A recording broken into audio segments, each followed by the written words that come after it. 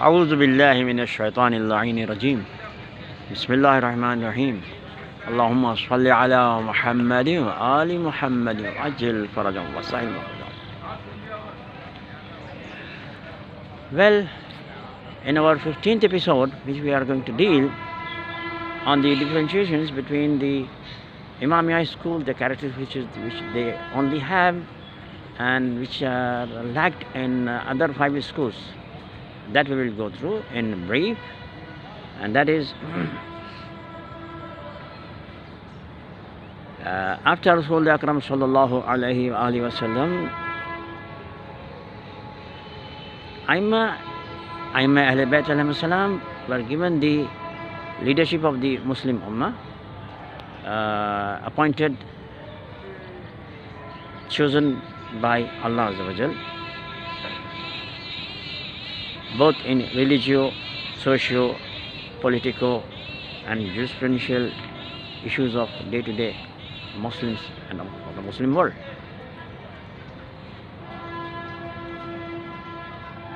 And in that, from Adam alayhi salam, there are some characters which I have enumerated. This was the point number 1. The point number 2 is that from Adam alayhi salam till the 12th Imam, all are Allah appointed.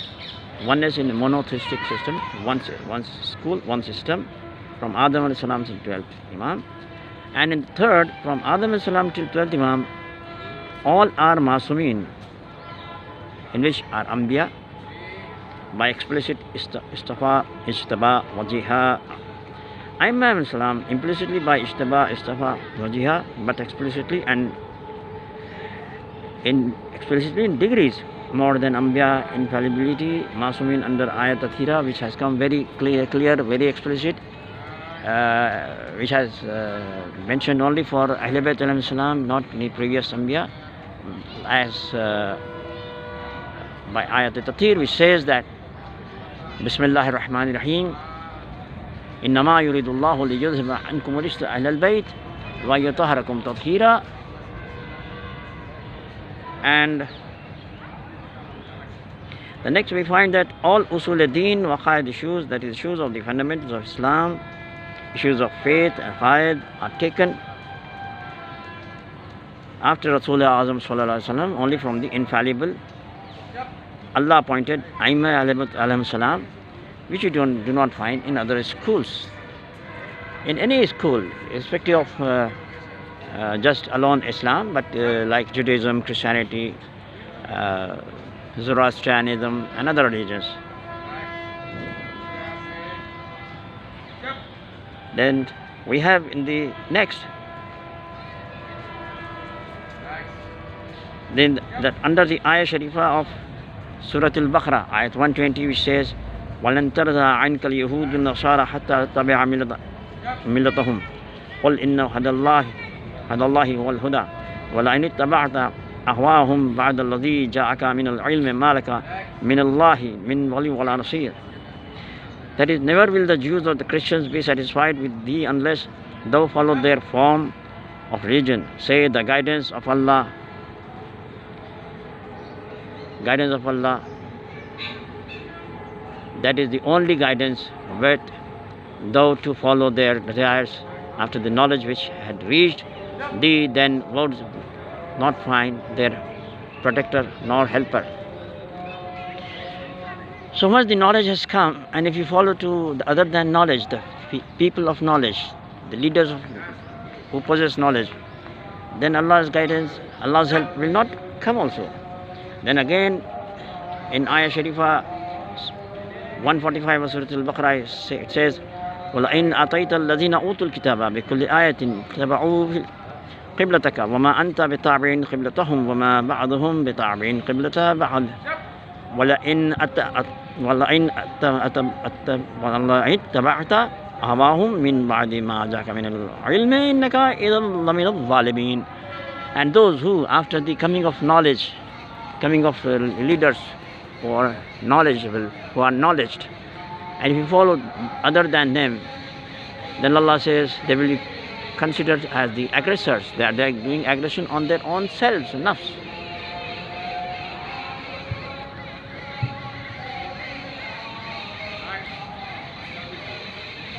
Then again in Surah Al-Ra'd, ayah 37, it's very clear on the same subject. It says, وَكَذَلِكَ أَنزَلْنَاهُ حُكْمًا عَرَبِيًّا وَلَئِنِ اتَّبَعْتَ أَهْوَاءَهُمْ بَعْدَ مَا جَاءَكَ مِنَ الْعِلْمِ مَا لَكَ مِنَ اللَّهِ مِنْ وَلِيٍّ وَلَا وَاقٍ. Thus have we revealed it to be a judgment of authority in Arabic, where thou to follow their vain desires, after the knowledge which had reached thee, then wouldst thou find neither protector nor defender against Allah. These are the principles that were laid down in Islam as fundamental principles A, B and C for the Usul al-Fiqh. Its explanation has come with tafsir tadbiqi, we can say, whereas it is tafsir ma'sura by Imam Ali, who says that in saying number 274 in Nahjul Balagha, Bismillahir Rahmanir Rahim, وقال عليه السلام علمكم جهلا. He says, لا تجعلوا علمكم جهلا. Do not change your ilm to jahal. That is, after ilm, do not follow to jahal, ignorance. Then it says, وَيَقِينُكُمْ شَكَّا. And do not practice doubt, shak, after you had certainty, yaqeen. And إِذَا عَلِمْتُمْ فَعَمَلُوا. If you got knowledge, then do it, practice it, implement it. وَإِذَا تَيَقَنْتُمْ فَقْدِمُوا. When you got certainty, then step it out, do it. When you got certainty, yaqeen, where you are convicted, you are convinced, you have yaqeen. So with this we come to know that there are the certain principles of jurisprudence which are laid down under this, which are called Usul Arba'i Nazriyati, Usul Arba'i Amali in Usul Fiqh. They are Istisab, Asalatul Bara'a, Ihtiyat, Taqir. Out of these four, the two are directly, we see, are inherent in it, and they are Istisab. That is, once we have yaqeen of a previous act, like we have done wudu, and then after that we are having a shak, doubt that we are with wudu or not. Until the doubt is there, you will honor that wudu and you will offer the prayer and salat. And this is called istisab. And what is asalatul bara? Asalatul bara is the practice of practicing that past in which no commitment has levied upon you. For example, if a boy was 14 years old and then he doubts whether the salat and ahkamat deen which were before mustahab to do, and they were not wajib, like five prayers a day or fasting, then in that event, until he has doubt, he will not pray them with niyyah of wajib, because previously his yaqeen was on their non-wajib. Now he is having doubt that whether I have become adult or not. In that event, he will wait till he sees or he is certain by the signs he becomes an adult, like the wet dreams in the night, and so, or mustaches and beard. Okay, so these are certain signs. Well, for girls, there is no problem. That is explicit for them that 9 years means whether they see any signs or not, then all ahkamat dini become wajib. And then it means to claim that the Usul al-Fiqh foundations were laid down by Imam Abu Hanifa or other scholars are inappropriate, because we see their foundations are there in Nahjul Balagha. Before that Nahjul Balagha, which we have quoted, saying number 274, we have that in the Ayat al-Sharifa, which we have given the hint that how it originates, the Istisab and Salatul Bara'ah. And then after that we have the saying of Rasul Akram Sallallahu Alaihi Wasallam to practice Istisab and Salatul Bara'ah, where he says that you practice Istisab. When asked how, he gave the example of a donkey, that when one day donkey goes away, he finds water on a pond, but on the next day the pond was because of rainy water. The raining water, the next day it is finished, dried up. But next day, or of 2 days or 3 days, when the donkey had to pass, he chooses the same way from where he got the water, but the water is not there because that evaporated. But what donkey did was istishab. Okay, so we have these features which dimensifies us in their dynamics, that the foundation stones of usul fiqh, usul, they were laid down by first Quran, then Rasul Akram Sallallahu Alaihi Wasallam, then among the leaders after Rasul Akram Sallallahu Alaihi Wasallam, we find them in the writings of Amirul Mu'minin and Nahjul Balagha. On the same way, we find the principles which Imam Ali has laid down in Ilm al-Rijal, in Ilm al-Riwayat al-Darayat. That we will discuss inshallah ta'ala tomorrow, and from there we will continue tomorrow of this subject. Till then, fi amanillah, fi hifdillah. Wassalamu alaikum wa rahmatullahi wa barakatuh. Allahumma salli ala Muhammad wa ali Muhammad wa ajil wa sahil makhrajam wa shunna ma'hum warzuqna shafa'atahum. Bismillahir Rahmanir Rahim. Allahumma kun li waliyaka al-hujjat ibn al-Hasan salawatuka alayhi wa ala aba'ihi fi hadhihi as-sa'ati wa fi kulli sa'a ولي وحافظ وقائد وناصر ودليل وعينا حتى تسكن أرضك طوعا وتمتع فيها طويلا. اللهم اجعلنا من أعوانه وأنصاره وأتباعه وشيعته وراضينا بخير الرابين. In flow of thought today, I forgot to start with the khutbah. So let me end this lecture with that khutbah. Bismillahir Rahmanir Rahim. اللهم صل على محمد وآل محمد وعجل فرجهم وسهل مخرجهم وشنا معهم وارزقنا شفاعتهم. بسم الله الرحمن الرحيم. الحمد لله رب العالمين، الصلاة والسلام على رسوله الكريم وعلى آله الطيبين الطاهرين المنتجبين المنتخبين. لا سيما بعد، أما بعد فقد قال الله سبحانه وتعالى بسم الله الرحمن الرحيم إن الدين بسم الله الرحمن الرحيم إن الدين عند الله الإسلام. Today in our 15th episode we have started again taking and reciting the Ayah Sharifa Inna Dina Inda Allah Islam, that Allah Azza wa Jal, Deen Islam is the most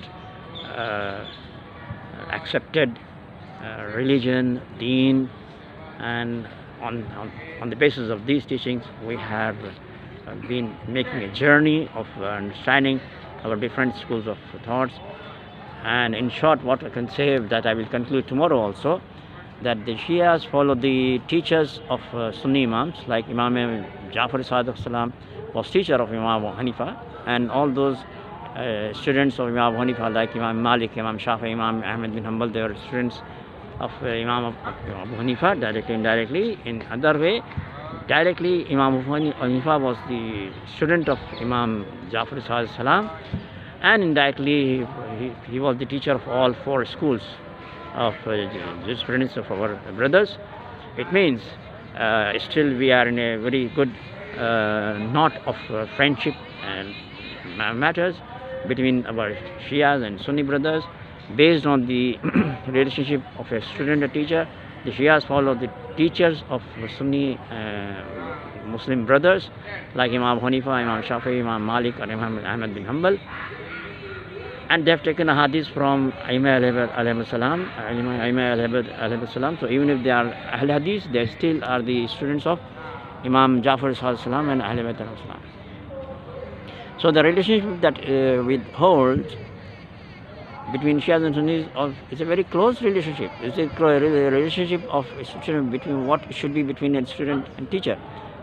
The Ahle Sunnah brothers, they follow the students of Imam Ja'far salam, Imam Hanifa, and all followed after him, like Imam Malik, Ahmad bin Hanbal, Imam Shafi, Imam Ahmad bin Hanbal.